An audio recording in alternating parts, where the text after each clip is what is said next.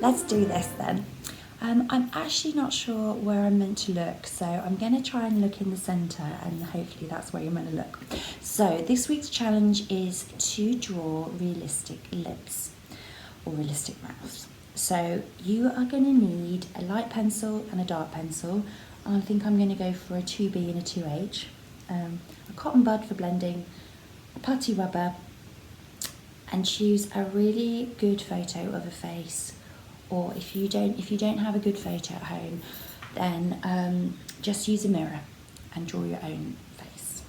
So we're first of all going to look at the anatomy of the mouth, and we're going to have, so once we understand the anatomy of the mouth, that acts as a checklist. So when you look at the photo or you look in the mirror, you can check off what parts of the lips, what the ones that you're looking at look like, how thin they are, how prominent the fleshy bit is there, how that if the top lip's an M and the bottom lip's a W, like how gentle is that? Can you see a lot of the top lip?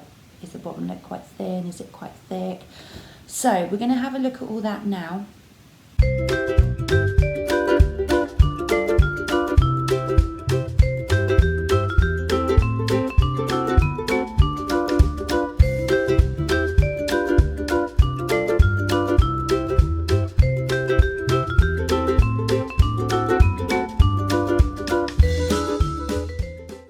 First thing we're going to do on a clean sheet of paper with our very light pencil is just gently shade that in, and we want to use a 2B pencil, our darker pencil, and just lightly in little tiny circles we want to put in the darker areas. So at the end of this stage we should have basically where the mouth that we're drawing, the right sort of shape and proportions, and we've got the first bit of darkness in, because without the shading it's not going to look 3D, or it's not going to look realistic. It's just going to be very, very flat.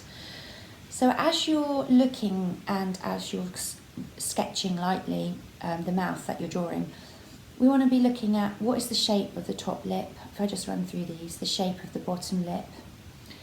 Need to get the are the lips curving up? Are they curving down where they meet in the corner? How prominent is that fleshy part, the prochellum? Is there one lip that you can barely see, like a very, very thin top lip or a very, very thin bottom lip? So we want to actually have a really good look at what mouth we're drawing and how it all fits together.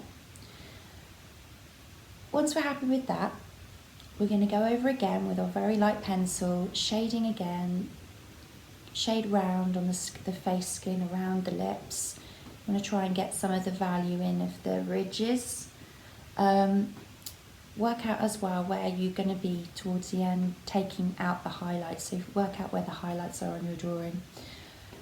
Then the steps from now on until the end are basically taking your darker pencil and then adding darker values. Do it in stages. So add a bit of darker value.